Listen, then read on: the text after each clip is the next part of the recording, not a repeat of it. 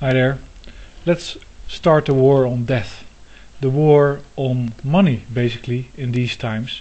Because we find day after day that whatever value we thought was represented in goods and services and currencies now turns out to be a complete fraud and there is no value.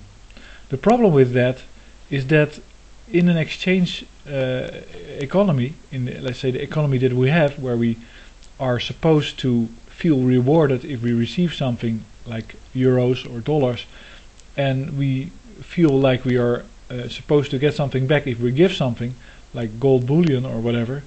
In that exchange economy there should be a relation between the types of exchange that take place and the needs of people.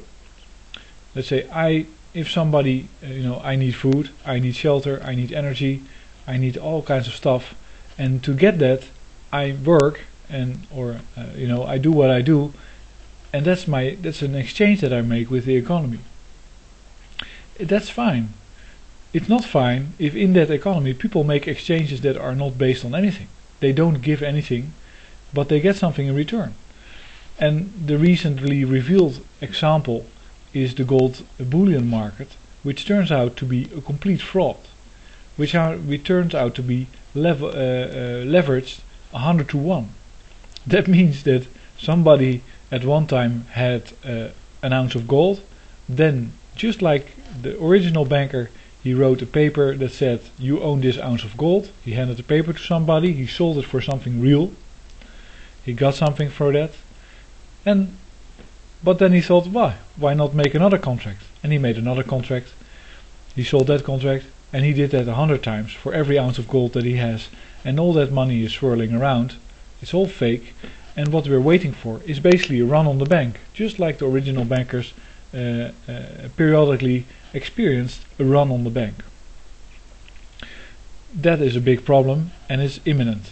So if you have bullion, hang on to it, because if the run on the bank occurs, then you'll find that the price of gold is not corrected for the amount of gold that's taken out of the ground. It's not corrected for anything. It's not corrected for the population growth, etc, etc. Just continue on. It's just unimaginable how unrelated the real price of gold will be after it's discovered. Because the big problem with these fake fiat markets is that there's no way to discover the price of anything. How do you discover the price of a dollar, what you want to give in return, if it's printable? Just imagine you have two people, price originates from the fact that you have competition. If you don't have a price, the price assumes competition between at least two buyers. So I have a dollar and I have two buyers. If it's gold, if I have physical gold, then I have a limited amount of gold and I have a limited amount of buyers, and have to, let's say, share. These buyers have to share the gold, and the one that wants it most will give me the most for it in return. But if it's dollars, then I can always satisfy everybody. That means that dollars basically have no price. That's why they are worthless paper, because they are being printed. Now if this happened to gold as well at the moment, which is the case, then how do you determine the price? Because if somebody goes to the COMEX and buys a lot of gold, nobody at the COMEX gets into a panic and thinks, shit, I have to go buy a lot of bullion, where do I get that stuff? They just give him the contracts and that's it. And if somebody sells a lot of gold on the COMEX, then nobody goes like, shit, now we have a lot of gold, what are we going to do with it and who are we going to sell it to? No, because it's fake, it's paper. There's no way to determine the price. The price is not real, it's a fiction. And that should be a problem, because many people believe that they have actual physical bullion in the vault, and once they start asking for it, that's the end of the story. And it's amazing to me that there's such an ignorance about the physical aspect of traded commodities. And there's a good new example. Here is an article in the Financial Times. It says iron ore swaps could grow 200 billion. Banks and brokers are gearing up to exploit the new iron ore pricing system that they have designed themselves. by developing a multi-billion-dollar derivatives market similar to the ones exist for commodities like oil, aluminium and coal. You know, you have to be crazy to want to have anything to do with that, because everybody knows that the price of iron is mainly determined by the energy it takes to transport it, because it's heavy stuff and you need a lot of it. You see, so it's not like money. If you have the contract for iron, you don't have the iron. And even if you know you can have these iron contracts, like I can have a bullion gold contract, and somebody will say, okay, yes, you can have your gold now, we'll put it outside of our gold warehouse or whatever it is. And then you have a problem, because it weighs a ton, it weighs a lot.